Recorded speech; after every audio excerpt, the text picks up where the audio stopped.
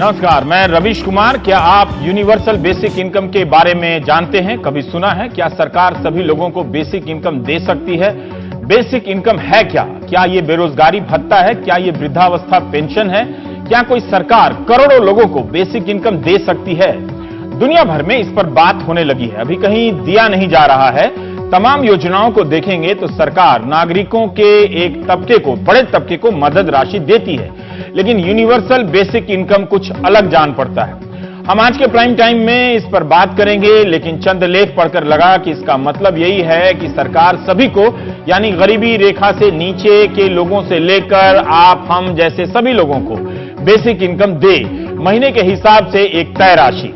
इसी साल जून में इस बात को लेकर स्विट्जरलैंड में जनमत संग्रह हुआ कि बिना शर्त सभी को बेसिक इनकम दिया जाए और इसके लिए संविधान में बदलाव हो।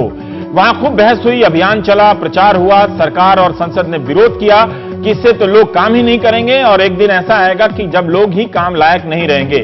स्विट्जरलैंड यूरोप ही नहीं, दुनिया का बेहतर जीवन स्तर वाला देश है। 80% आबादी के पास काम है। ऐसे देश में यूनिवर्सल बेसिक इनकम को लेकर बहस ही क्यों हुई कि सभी नागरिक को हर महीने सरकार $2,524 दे। जनमत संग्रह में यह प्रस्ताव हार गया। 77% वोट से यह प्रस्ताव रिजेक्ट हुआ। यूरोप के कई देशों में इस पर बहस हो चुकी है, हो रही है। कई राजनीतिक दल हैं जो अब इसे अपने घोषणा पत्रों में जगह देने लगे हैं। कनाडा, फिनलैंड, नीदरलैंड भी इस पर जनमत संग्रह कराने का विचार कर रहे हैं। अभी अपने आप से माहौल में आप यही सुनते होंगे कि सरकार को लोक कल्याणकारी राज्य, वेलफेयर स्टेट की धारणा से मुक्ति पा लेनी चाहिए।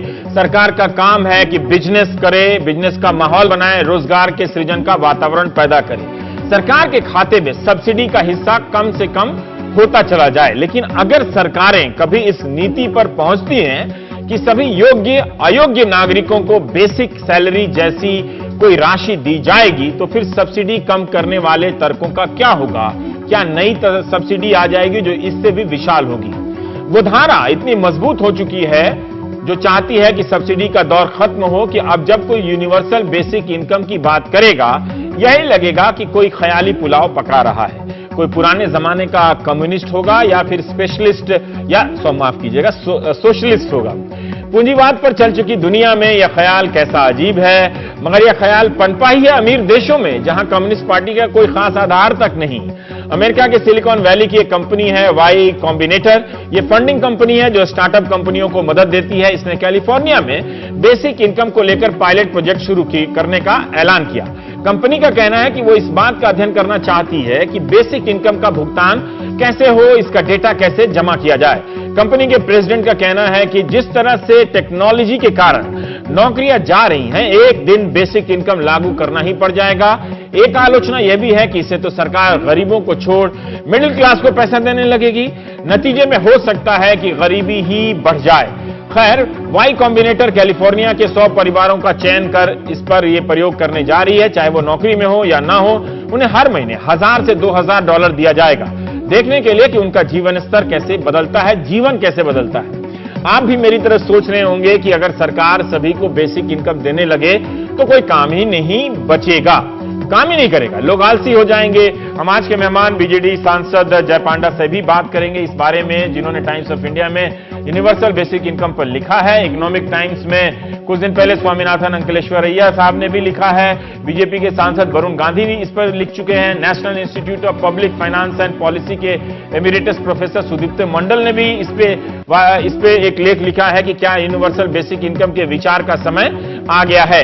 अमेरिका की एक रूढ़िवादी थिंक टैंक संस्था है कैटो इंस्टीट्यूट। वहां के विद्वान मिशेल टैनर और मैट ज़ोलिंस्की की दलील है कि अमेरिका का जो मौजूदा सामाजिक सुरक्षा सिस्टम है वो भयावह है, वो फेल हो चुका है। वहां के केंद्र और राज्य हर साल $1 अरब इस पर खर्च करते हैं। इसके बावजूद अमेरिका की 16% आबादी गरीबी रेखा से नीचे रहती है। इसलिए मौजूदा सभी योजनाओं को बंद कर हर अमेरिकी नागरिक को साल में $10,000 मिलना चाहिए, बशर्ते उसकी उम्र 21 साल की हो। कई लोगों को लगता है कि इस स्कीम में झंझट कम है, क्योंकि आप पात्रता की शर्तें नहीं लगाते, नौकरशाही नहीं रखते, किसे मिलेगा किसे नहीं मिलेगा, इस पर खर्चा कम हो जाता है। हम अक्सर ये नहीं सोचते कि जिन्हें काम नहीं मिल रहा है उनकी हालत क्या होती होगी। भारत में मनरेगा जैसी योजना है जो कम से कम 100 से 150 दिनों के लिए रोजगार देने की बात करती है ये योजना। हकीकत में भले पूरी तरह से लोगों को रोजगार ना देती हो, लेकिन क्या ये स्कीम यूनिवर्सल बेसिक इनकम जैसी योजना का लघु संस्करण है? दुनिया की हर सरकार सबको काम देने की चुनौती से जूझ रही है। हाल ही में हमने प्राइम टाइम में इस पर चर्चा भी की थी कि भारत में 2015 में सिर्फ 1,35,000 नौकरियों का ही सृजन हुआ। 2013 से 15 के बीच भारी गिरावट आई। हर दिन 550 नौकरियां खत्म होती जा रही हैं। इस साल इंजीनियरिंग कैंपस में नौकरियों में 20% की गिरावट आ सकती है। काम कर सकने वाली आबादी का 1/3 बेकार रहेगा। 68% कामगार परिवारों की मासिक आमदनी सैलरी 10,000 से अधिक नहीं है। बताइए, इतना बड़ा हिस्सा 10,000 से भी कम पे गुजारा कर रहा है। ये सारे आंकड़े अलग अलग अखबारों की रिपोर्ट से हमने जुटाए हैं। विश्व बैंक ने भी एक रिपोर्ट जारी की है कि आने वाले कई दशकों में भारत में 69% नौकरियां रोबोट के कारण खत्म हो जाएंगी। प्रणब वर्धन, विजय जोशी जैसे अर्थशास्त्रियों ने भी इसकी वकालत की है यूनिवर्सल बेसिक स्कीम की। इनका मानना है कि भारत में इसे आजमाया जा सकता है और बेहतर जगह है। कि इसके मॉडल क्या होंगे, इसके लिए पैसा कहां से आएगा, ये सब सवाल तो है, लेकिन हमारे दिमाग में मौजूदा ढांचा इस कदर घुस गया है कि यह विचार या तो बेकार लगता है या फिर समझ से बाहर। टेक्नोलॉजी की दुनिया तेजी से बदल रही है। आप आए दिन अखबारों के रंगीन पन्नों में पढ़ते होंगे कि बिना ड्राइवर के कार और बस चलाने की टेक्नोलॉजी विकसित की जा रही है। ट्रायल चल रहे हैं, अपने अंतिम चरण में है। एक तरफ भारत में ही ओला और उबर ने लाखों नए ड्राइवर पैदा कर दिए, दूसरी तरफ हम इन ट्रायल पर कितना यकीन करें कि ये जल्दी ही लाखों ड्राइवर की बिरादरी को खत्म करने वाले हैं। वैसे हम बिना गियर और क्लच वाली ऑटोमेटिक कार चलाने लगे हैं। एक और तकनीकी प्रयोग है आर्टिफिशियल इंटेलिजेंस का। इससे मशीन आदमी को शतरंज के खेल में हरा देती है। अमेरिका के वॉल स्ट्रीट में 2 एक्सचेंज ऑपरेटर ने ऐलान किया है कि वे आर्टिफिशियल इंटेलिजेंस, जिन्हें AI कहा जाता है, टूल लॉन्च करने जा रहे हैं, जिसका काम होगा कि बाजार के उतार चढ़ाव पर नजर रखे। तो क्या ड्राइवर के साथ साथ शेयर बाजार के उस्ताद भी गायब हो जाएंगे और सब कुछ आर्टिफिशियल इंटेलिजेंस से होने लगेगा? शेयर खरीदना, शेयर बेचना, ताकि धोखाधड़ियों को आसानी से पकड़ लिया जाए, जिसे पकड़ने में आदमी चूक जाता है। जब ये वॉल स्ट्रीट में आ जाएगा तो सोचिए वहां से भारत आते आते कितनी देर लगेगी। क्या हम जानते हैं कि भारत में नहीं है? टेक्नोलॉजी की रफ्तार तेज हो गई है और लोग भी। यूपी में सपा सरकार ने स्मार्टफोन का वादा किया तो लाखों लोगों ने वेबसाइट पर जाकर रजिस्ट्रेशन कराया। इसका मतलब लाखों की संख्या में लोग सहज होते जा रहे हैं। आए दिन केंद्र से लेकर तमाम राज्य सरकारें ऐप जारी कर रही हैं। बहुत से लोग इस टेक्नोलॉजी की दुनिया से अब भी बाहर हैं, लेकिन बहुत से लोग, जिसमें आम लोग भी शामिल हैं, हम और आप शामिल हैं, इसके दायरे में तेजी से आते जा रहे हैं और रह रहे हैं। अगर आप ओला या उबर कार से चलते होंगे तो आपके ही शहर का वो पुराना ड्राइवर अब रास्तों को नहीं जानता है, बल्कि नहीं जानना चाहता है। स्मार्टफोन पर गूगल मैप ऑन करता है और वही रास्ता बताता है, उसके पीछे पीछे चलता है, जैसे वो दिल्ली का होकर भी दिल्ली में नहीं बल्कि जापान में कार चला रहा हो। आज ही मैंने अनुभव किया कि ड्राइवर ने अब रास्तों को याद करने की मानसिक प्रक्रिया को छोड़ दिया है। एक तरह से मशीन पर निर्भर होते होते आदमी भी मशीन हो रहा है। अगर गूगल मैप ना हो और स्मार्टफोन ना हो तो मुमकिन है कि बहुत से लोग शाम को अपने घर ही ना पहुंच पाए। धनतेरस की भीड़ में घूमते घामते दिल्ली से सोनीपत पहुंच जाएं और वहां किसी के घर जाकर बताएं कि क्या ये मेरा ही मकान है, कहीं मैं यहां तो नहीं रहता हूं। बहरहाल यूनिवर्सल बेसिक स्कीम पर बात करेंगे। नौकरियां नहीं होंगी तो चुनौती तो हर दौर की रही है इसकी, लेकिन यूनिवर्सल बेसिक इनकम देने का आइडिया ही अपने आप में किसी चुनौती से कम नहीं लगता। वैजयंत जय पांडा साहब हमारे साथ हैं, हम उनसे बात करेंगे। भुवनेश्वर से हमारे साथ जुड़ रहे हैं। पांडा साहब, बहुत बहुत शुक्रिया, आपका स्वागत भी। हम आपसे यही जानना चाहते हैं कि किसी से अगर हम कहें कि सरकार को, सभी को, मतलब आपको भी और हमको भी, और जो नौकरी में नहीं है और जो गरीब है उसको एक बेसिक इनकम दे, तो कोई लगेगा कि हम और आप शायद होशो हवास में बात नहीं कर रहे हैं, कुछ पागल से हो गए हैं। देखिए, ये जो आइडिया है यूनिवर्सल बेसिक इनकम का, ये मेरा आइडिया नहीं है। हाँ। ये कुछ सालों से, अभी कुछ महीनों से हाँ। विभिन्न देशों में बहुत जो फेमस इकोनॉमिस्ट्स हैं उनका चर्चा हो रहा है और भारत के कॉन्टेक्स्ट में भी कहा जा रहा है कि जो हमारा जो सरकारी एक्सपेंडिचर है सोशल सेक्टर में, हाँ। जैसे कि हम चावल सब्सिडाइज्ड रेट में देते हैं और विभिन्न सरकारी स्कीम्स हैं, उसमें हम सब जानते हैं उसमें करप्शन है, उसमें लीकेज है और कुछ टेक्नोलॉजी लगाकर उस पर हम कदम उठा रहे हैं, जैसे कि एलपीजी गैस सिलेंडर ने इतने सारे हमारे नागरिक छोड़ दिए हैं ताकि वो गरीबों को दिया जा सके। अगर वो आप डिस्क्रेशन उठा लें, जो सरकारी ऑफिसर चुनते हैं कि कौन गरीब है, किसको दिया जाएगा बेनिफिट, उसी में लीकेज होता है, उसी में करप्शन होता है। ये यूबीआई का आइडिया जो है, अगर समझ लीजिए 1000 रुपए हर नागरिक को दिया जाए भारत में, ये आपके लिए मेरे लिए बड़ी बात नहीं हो सकता है, लेकिन आप अगर गांव में जाएं और देखें जो हमारे गरीब नागरिक हैं उनके लिए अगर 1000 रुपए मिल जाए और हर महीना, और उस पे कोई सरकारी ऑफिसर का डिस्क्रेशन ना रहे किसको दिया जाए किसको ना दिया जाए, तो बहुत सारे इकोनॉमिस्ट कह रहे हैं कि इसका ठीक तरीका से इस्तेमाल हो सकता है। पर सर, एक जो आप कह रहे हैं कि बहुत सारे स्कीम को बंद करके हम 1000 दें, तो हो सकता है ये राशि तो 1000 नहीं होगी, इससे ज्यादा भी हो सकती है। जैसे अभी तो सरकारें वृद्धावस्था पेंशन या फिर बेरोजगारी भत्ता वगैरह वगैरह काफी पैसा देती हैं, कम लोगों को ही सही, लेकिन देती हैं। अब इनको हटा के अगर हम सबको दें, अगर गरीब आदमी को ही दें 1000 रुपया, और उसे हम अनाज जो राशन कार्ड के जरिए देते हैं वो ना दें, और वृद्धावस्था पेंशन दें, तो क्या वो 1000 काफी होगा उस गरीब के लिए भी? और दूसरा कि इसमें मैं आप लोग का ही लेख पढ़ रहा था, ये समझा कि इसमें कोई कंडीशन नहीं होनी चाहिए कि किसे मिलेगा, मतलब आपको, आपके खाते में भी जा सकता है ये पैसा, मेरे खाते में भी आ सकता है, तो हमको आपको क्यों मिलना चाहिए कि बिना कंडीशन के सबको 1000 रुपए देने का आर्थिक तर्क क्या है सर? इकोनॉमिक रैशनैलिटी जिसे आप बोलते हैं, वो क्या है जो आपने पढ़ा है, थोड़ा बताइए इसके बारे में। देखिए, आप ठीक कह रहे हैं, ये मेरे जैसे आप जैसे लोगों को मिलना नहीं चाहिए, लेकिन इसका लॉजिक बहुत सिंपल है, और 3 मुद्दे जो हैं आप उनमें से आप वो 3 मुद्दे उठाएं, ये बहुत महत्वपूर्ण मुद्दे हैं। पहले तो मैंने जैसे बताया कि जो हम टारगेटिंग करते हैं, वो टारगेटिंग ठीक लोगों के पास, ठीक नागरिक के पास बहुत मैक्सिमम टाइम नहीं पहुंचता है। मैंने बताया कि उसमें करप्शन होता है, और जो स्टडीज आ रहे हैं वो कह रहे हैं, देखिए आप जैसे कि पेट्रोल या डीजल में सब्सिडी दिया जा रहा है, वो मध्यम वर्ग नागरिकों को मिलता है, बिल्कुल गरीब जो है वो उसका फायदा नहीं ले सकते हैं। तो अगर यूनिवर्सल बेसिक इनकम का एडवांटेज ये होगा कि अगर सबको आप दे दें 1000 रुपए, तो शायद आप ना भी लें, मैं ना भी लूं, क्योंकि हमारे लिए शायद 1000 रुपए का इतना इंपॉर्टेंस नहीं होगा, लेकिन जो सचमुच गरीब हैं वो लेंगे और उनके लिए काम में आएगा। दूसरा मुद्दा आपने उठाया कि 1000 रुपए में होगा क्या, तो इस पर बहुत सारे इकोनॉमिस्ट चर्चा कर रहे हैं, जैसे कि ऑक्सफोर्ड के professor Vijay Joshi, university of California का प्रोफेसर प्रणब वर्धन और बहुत सारे, वो कह रहे हैं जो हमारा ऑफिशियल जो गरीबी रेखा है, जो पॉवर्टी लाइन है, उसमें तकरीबन साल को 12-13 हजार रुपए का कमी होता है, तो मिनिमम लेवल, मिनिमम स्टैंडर्ड को पहुंचने के लिए। तो अगर 1000 रुपए पर महीना दिया जा सकता है, तो उनका कहना है कि जो मिनिमम पॉवर्टी से ऊपर आ जाएं। ऐसा नहीं है कि 1000 रुपए पर महीना पे बाकी सब जो आपके नीड्स हैं, वांट्स है, वो सब मिल जाएगा, लेकिन खाने का बेसिक कुछ मिल जाएगा। और आप ठीक कह रहे हैं, बाकी सब जो दिया जा रहा है ये कंडीशनल होना चाहिए, नॉन कंडीशनल होना चाहिए। ये इकोनॉमिस्ट कह रहे हैं कि यूनिवर्सल बेसिक इनकम जो है ये अनकंडीशनल देना चाहिए, बिल्कुल गरीबी रेखा के ऊपर रखने के लिए हमारे नागरिकों को। उसके बाद शायद ऐसे थोड़े कुछ बेनिफिट्स दिया जा सकता है जो कंडीशनल हो, जैसे कि अगर आपके बच्चे स्कूल में रहें, अटेंडेंस ठीक रहे, तो थोड़ा कुछ एक्स्ट्रा दिया जा सकता है।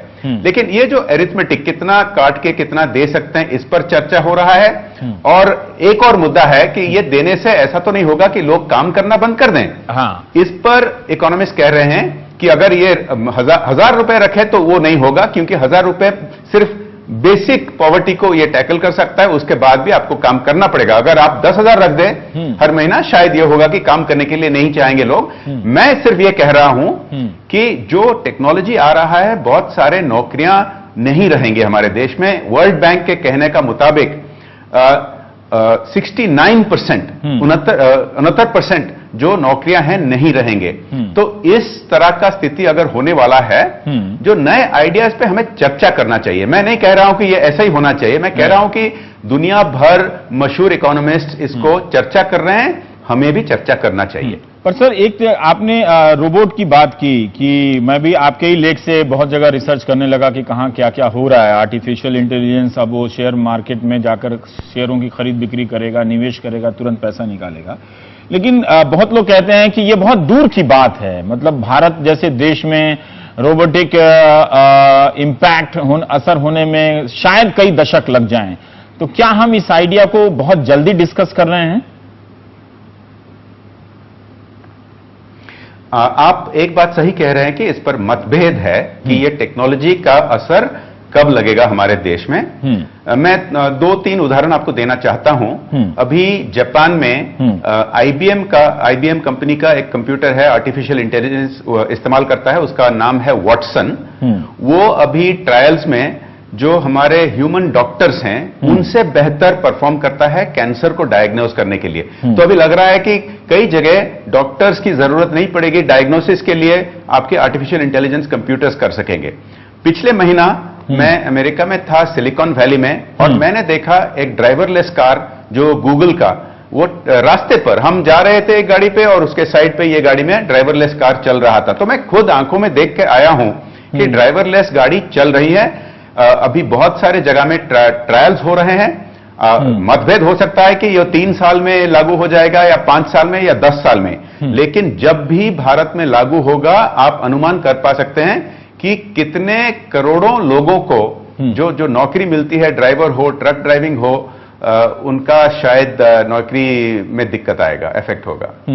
पर एक चीज है, भारत और जो आप जिन देशों का आपने जिक्र किया, नीदरलैंड, फिनलैंड, कनाडा, ये सब काफी बेहतर देश माने जाते हैं जीवन स्तर के हिसाब से। स्विट्जरलैंड, वहां पे तो ये इसकी बात गरीबी दूर करने के तौर पर नहीं हुई, कम से कम इन देशों में। जैसे आपके जवाब से ऐसा कई बार आया कि जो हमारा जो एक गरीब तबका है, ज्यादा बड़ा है, उसको हम एक बेहतर सब्सिडी का एक नया विकल्प दें। लेकिन उन देशों में तो वो लोग जो नौकरी कर रहे हैं, अच्छे खासे घरों के हैं, जिनकी लाइफ एक्सपेक्टेंसी 83 साल है, जीवन प्रत्याशा, उनको $2,000-$2,500 हर महीने बेसिक इनकम देने की बात पे वहां पर विचार होने लगा है। देखिए, हर देश का खर्चा लेवल अलग अलग होता है। 1,000 रुपए में जो मिलेगा भारत में, 1,000 रुपए का इक्विवेलेंट डॉलर्स में वो अमेरिका में नहीं मिलेगा, जो परचेजिंग पावर पैरिटी होता है एक्सचेंज रेट में। तो आप ठीक कह रहे हैं। स्विट्जरलैंड में एक्चुअली उनका जो हुआ था रेफरेंडम, उसमें इसको मना कर दिया गया कि हर नागरिक को $2,500 दिया जाना चाहिए। लेकिन फिनलैंड में अगली साल से 2017 से वो एक्सपेरिमेंट शुरू कर रहे हैं, ट्रायल बेसिस पे कुछ हजारों नागरिकों को $600 देने के लिए।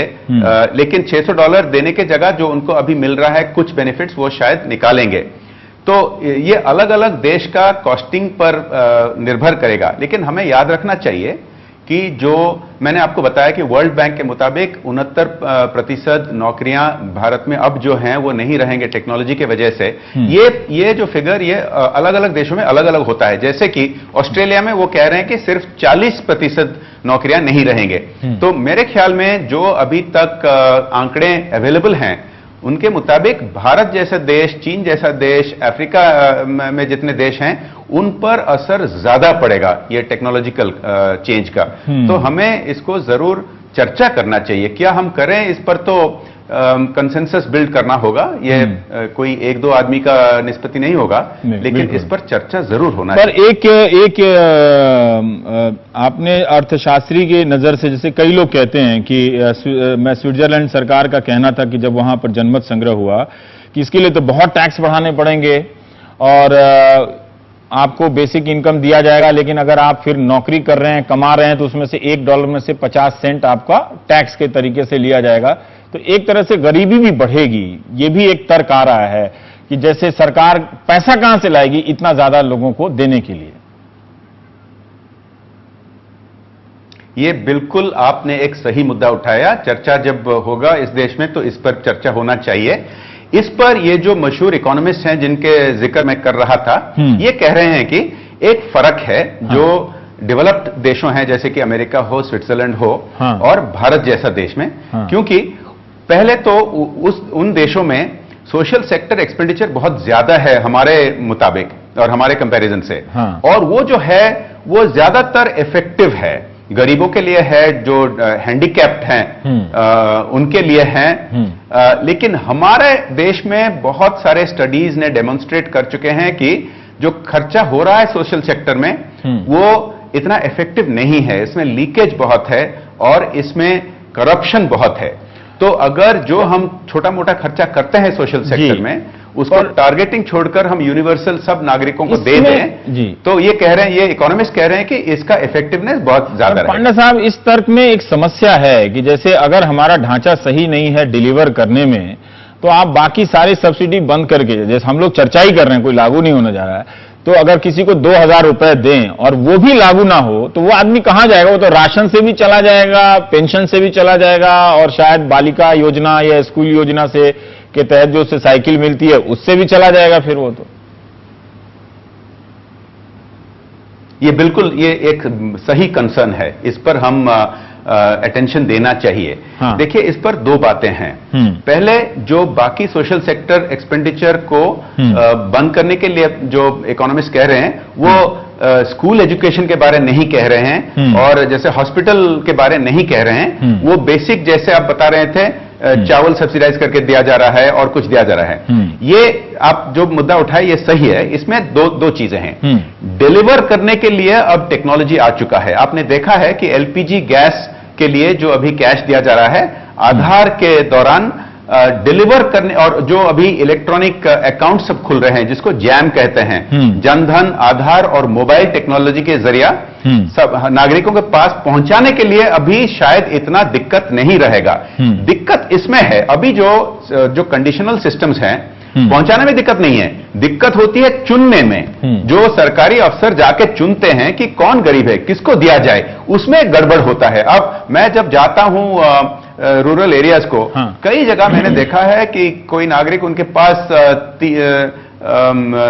बड़ी कोठी है और उनको भी वो बेनिफिट मिलता है, कोई एक झोपड़पट्टी में रहता है उसको नहीं मिलता है। ये जो डिस्क्रेशन निकालना चाहिए। तो अब डिलीवरी और जो चुना जाएगा, किसको दिया जाएगा, ये दो अलग अलग प्रश्न है।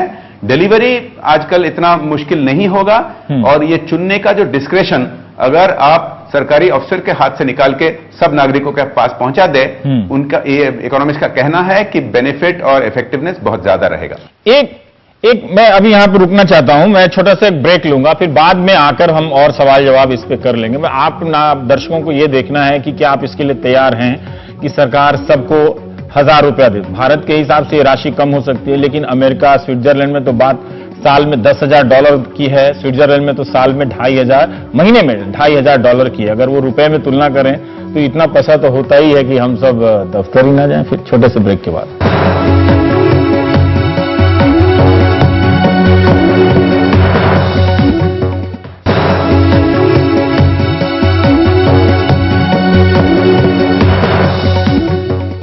अब के राजनीतिक दलों में, यहां भी और दुनिया में अन्य जगहों पर भी, ये साहस है, वैचारिक साहस, आइडियोलॉजिकल करेज की बात कह रहा हूं, कि अब वो लोग स्टेट के वेलफेयर स्टेट के रूप की धारणा से, जो लोक कल्याणकारी धारणा है उसका जो स्वरूप है, उससे बहुत आगे निकल आए हैं।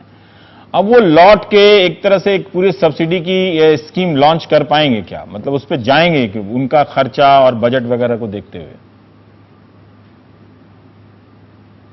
तो कौन कह रहा है कि वेलफेयर स्टेट को बंद किया जाए? ये जो इकोनॉमिस्ट जो सजेशन दिए हैं, जो आइडिया चर्चा अभी हो रहा है, वो कह रहे हैं कि जो इनइफेक्टिव खर्चा हो रहा है, जो सचमुच गरीब नागरिकों के पास नहीं पहुंच रहा है, कैसे हम तरीका निकालें ताकि ये गरीब नागरिकों को पास पहुंचे। और अगर यूनिवर्सल कर दें, जैसे कि वो कह रहे हैं कि शायद आप जैसा, मैं जैसा लोग 1,000 या 2,000 रुपए हर महीना लेने के लिए कष्ट भी ना करें, लेकिन बाकी जिनके लिए ये एक फर्क पड़ता है वो लेंगे।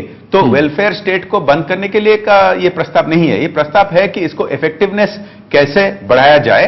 और मैं ये भी कहना चाहूंगा, ये ऐसा नहीं हो सकता है कि इन वन गो इसको सारे देश में लागू किया जाए। जहां भी हो रहा है, फिनलैंड में हो रहा है, कैलिफोर्निया में हो रहा है, वो एक्सपेरिमेंटल बेसिस पे हो रहा है, कई जगह 5-6 हजार नागरिकों को लेकर। तो मेरे ख्याल में ऐसे कुछ 6, 8, 10 डिस्ट्रिक्ट में हमारे देश में शायद एक्सपेरिमेंट शुरू करना चाहिए ताकि हम देख सकें सचमुच ये ज्यादा इफेक्टिव होगा या नहीं होगा।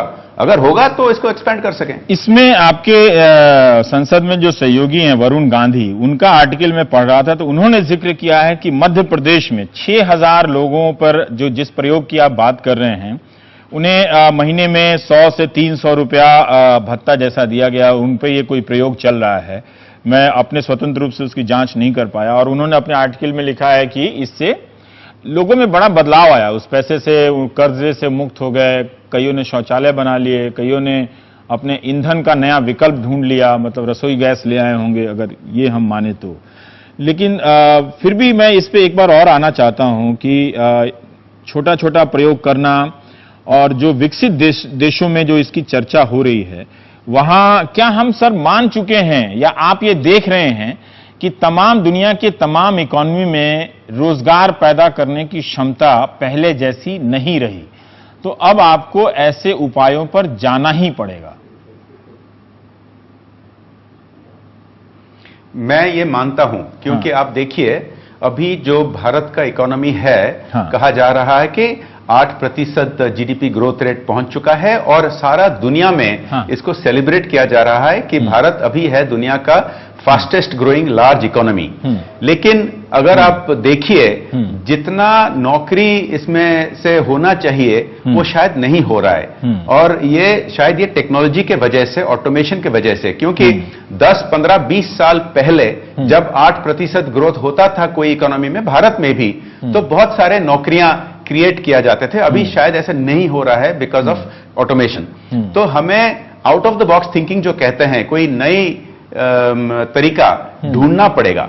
और आपने जो मध्य प्रदेश का उदाहरण दिया, मैं उस पर डिटेल्स पता नहीं है, लेकिन विभिन्न देशों में और राज्यों में जहां तक कंडीशनल इंसेंटिव्स दिया जा रहा है, जैसे कि उड़ीसा में हमारा एक ममता स्कीम है, गर्भवती महिलाओं को 5000 रुपए दिया जाता है कि वो जन्म देने से पहले हॉस्पिटल आते हैं, टेस्टिंग कराते हैं और जन्म देने के लिए घर में नहीं, वो प्राइमरी हेल्थ सेंटर को जाके देते हैं। और उस पे जो देखा जा रहा है पिछले 3-4 साल से, इन्फेंट मोर्टालिटी जो है बहुत कम गया है, मैटरनल मोर्टालिटी बहुत कम गया है। तो कंडीशनल कैश ट्रांसफर जरूर काम करते हैं और उनके लिए भी जगह है, लेकिन बेसिक पॉवर्टी को हटाने के लिए जो आइडेंटिफाई करने में, चुनने में कि कौन गरीब है, किनको ये बेनिफिट दिया जाना चाहिए, उसमें बहुत गड़बड़ है और सिस्टम को जरूर, सिस्टम में कुछ बदलाव लाना चाहिए। पर एक चीज मैं आपसे हम जानना चाह रहे थे कि आप कह रहे हैं कि नौकरियां पैदा करने की क्षमता कम होती जा रही है।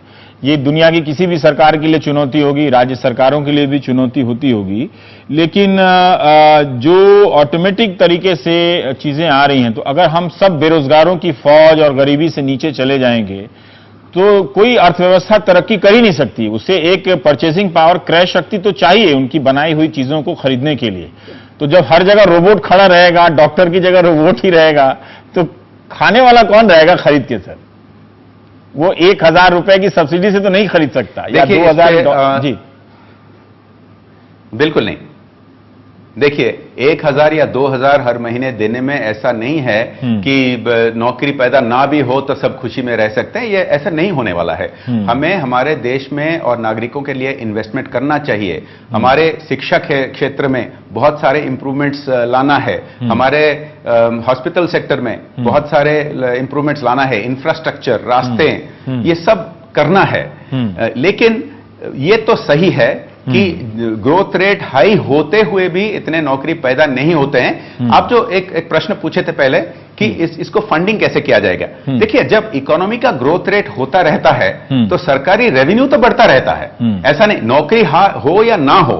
जब इकोनॉमिक ग्रोथ रेट ज्यादा रहता है, टैक्स की वजह से और विभिन्न सेस के वजह से सरकारी रेवेन्यू बढ़ता रहता है, और वह सरकारी रेवेन्यू को हम विभिन्न क्षेत्र में इस्तेमाल करना चाहिए, जैसे कि रास्ते, जैसे में स्कूल्स, कॉलेजेस, हॉस्पिटल्स, ये सब करना चाहिए।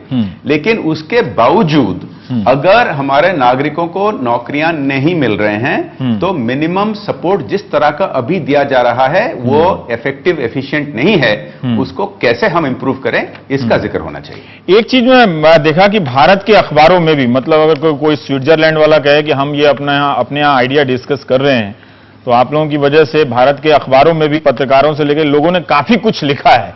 तो हम भी बता सकते हैं कि हमने भले रेफरेंडम ना किया हो, लेकिन काफी चर्चा इस पे हुई है। लेकिन बहुत सारे काउंटर क्वेश्चन हैं। पर पांडा साहब, जो तमाम जो अर्थशास्त्रियों के शोध हैं, आपको ये दिख रहा है कि ये एक नए विचार के रूप में जन्म ले रहा है और काफी पौधा ऊपर तक आ गया है, भले ही लागू ना हुआ हो, लेकिन हां, इसका स्वरूप अमीर देशों में अलग है। भारत जैसे विकासशील देश या जहां पर गरीब ज्यादा हैं, वहां पर अलग होगा दोनों जगह पे। देखिए, जो प्रश्न आ रहे हैं ये आना भी चाहिए और इसका चर्चा होना चाहिए।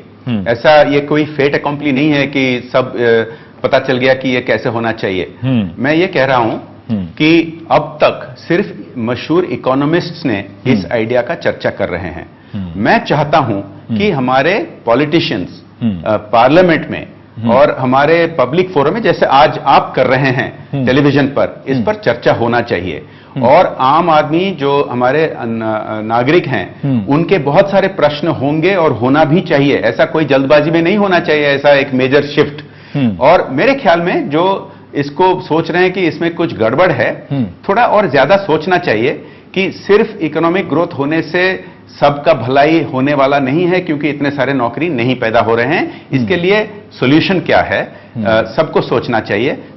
हर कोई आंसर अभी तक निकला नहीं, लेकिन चर्चा होने से शायद हम एक कंसेंसस बिल्ड कर पाए। बहुत बहुत शुक्रिया पांडा साहब। और चर्चा होने से ही अर्थव्यवस्था की नई नई हकीकतें सामने आती हैं। जैसे आप बात कर ही रहे हैं कि नौकरी पैदा करने की क्षमता पहले से कहीं ज्यादा संकुचित हुई है, तो हमें चिंता करनी चाहिए कि जो नौकरी में नहीं है उनका जीवन स्तर एक सीमा से बहुत नीचे ना चला जाए, तो कैसे रोका जाए। तो शायद क्या ये रास्ता बन सकता है।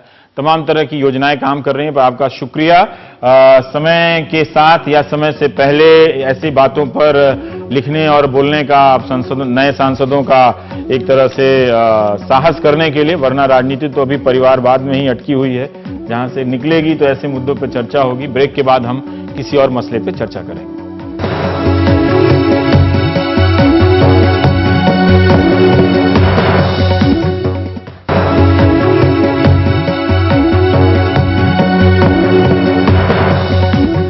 जाने कितने महीने से हम और आप सुन रहे हैं कि सुप्रीम कोर्ट और सरकार के बीच जजों की नियुक्ति को लेकर विवाद चल रहा है। सरकार के कई बयान आपको गूगल करने से मिल जाएंगे कि जजों की नियुक्ति में पारदर्शिता बरती जा रही है, सरकार बहुत तत्पर है, कोई टकराव नहीं है। सुप्रीम कोर्ट के मुख्य न्यायाधीश के भी अनेक बयान आपको गूगल के तहखाने में मिल जाएंगे कि सरकार जल्दी करे, न्याय के काम में देरी हो रही है।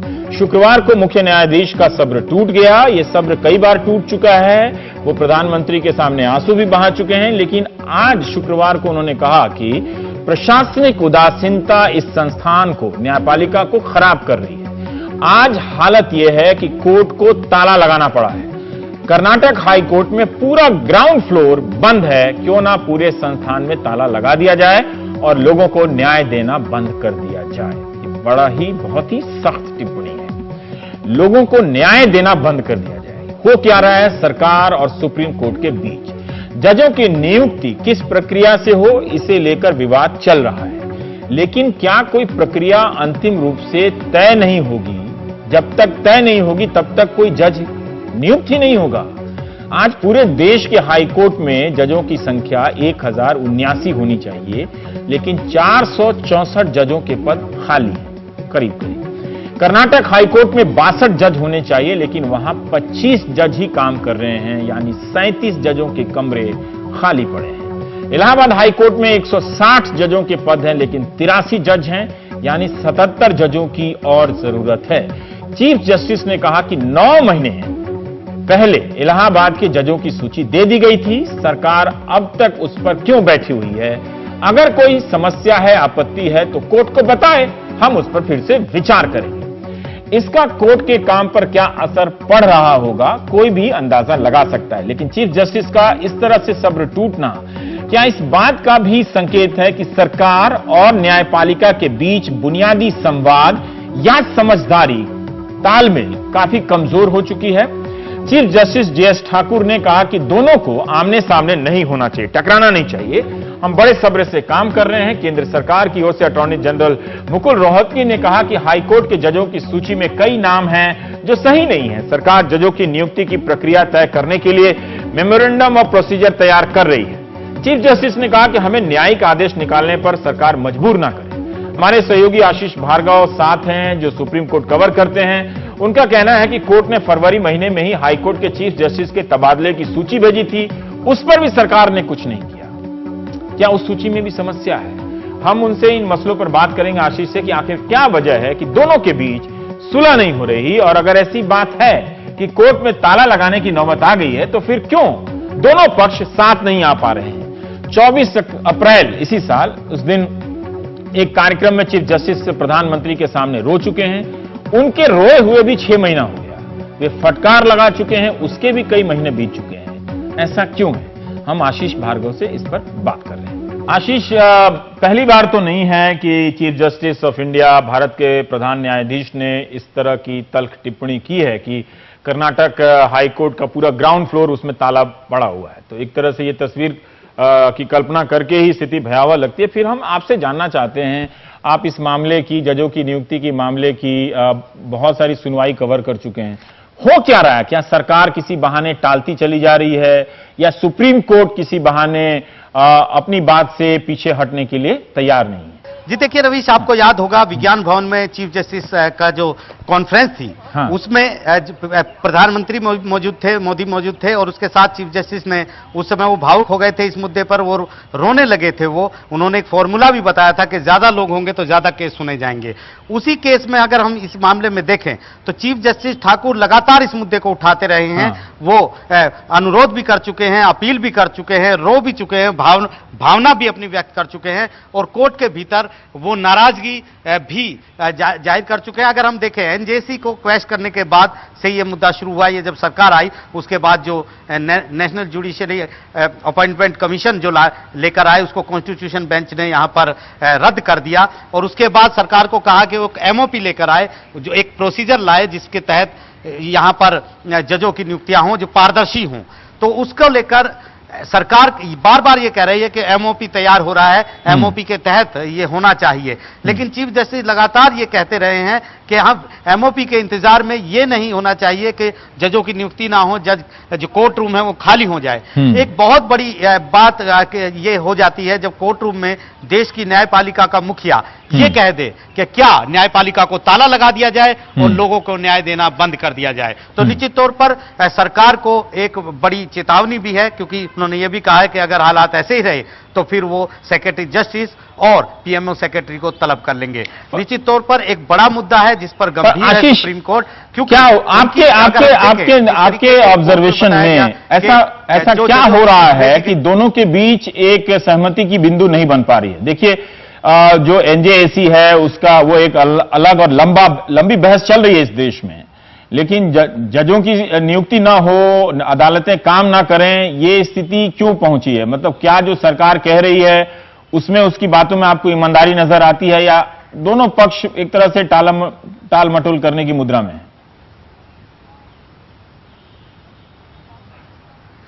जी देखिए रवीश, 93 का जब जजमेंट आया था जिसमें यह तय किया गया था कि कॉलेजियम सिस्टम होगा और चीफ जस्टिस उसके मुखिया होंगे, और वो वही जजों को नियुक्त करेंगे, एग्जीक्यूटिव का कोई रोल नहीं होगा। एनजेसी क्वैश होने के बाद भी अगर कहीं ना कहीं हम देखें तो सरकार, जो केंद्र सरकार है, वो बार बार एमओपी के बहाने यही चीजें, यही दलीलें रखती हैं कि पारदर्शिता होनी चाहिए। कहीं ना कहीं केंद्र सरकार की मंशा है कि जो जजों की नियुक्ति का जो कॉलेजियम सिर्फ उस में शामिल ना हो, उसमें केंद्र के नुमाइंदे भी हों। सुप्रीम कोर्ट ने बहुत सी लिस्ट दी होगी, मुझे नहीं मालूम, सरकार के ऐतराज भी होंगे। आज कहा कि कई जजों के नाम सही नहीं है, लेकिन क्या जिनके नाम सही हैं उनकी नियुक्ति हो रही है, या सरकार इस झगड़े के दौरान किसी जज की नियुक्ति ही नहीं हुई है? जी देखिए, बिल्कुल सही बात। यहां पर अगर हम बात करें जो मद्रास हाई कोर्ट है उसमें जरूर 17 जजों की नियुक्तियां हुई थी हाई कोर्ट के भीतर। जैसे इलाहाबाद हाई कोर्ट में 80 जजों की लिस्ट भेजी गई थी, 77 जज आज वहां काम कर रहे हैं, 160 जज होने चाहिए, 10 लाख से ज्यादा की पेंडेंसी है वहां पर। ऐसे कर्नाटका हाई कोर्ट की हालात बहुत खराब है, पूरा ग्राउंड फ्लोर जो है वो खाली है। छत्तीसगढ़ हाई कोर्ट में 22 जज होने चाहिए, 8 जज काम कर रहे हैं। इन हाई कोर्ट में नियुक्ति के लिए सुप्रीम कोर्ट ज्यादा चिंतित है, इसलिए वो बार बार केंद्र से कह रहा है। बहुत बहुत शुक्रिया पर ये लड़ाई और ये टिप्पणी। पता नहीं आप किस तरह से लेंगे, सरकार या न्यायपालिका या दर्शक, कि कर्नाटक हाई कोर्ट का पूरा ग्राउंड फ्लोर बंद है। आप देख रहे थे प्राइम टाइम चल रहा है। नमस्कार।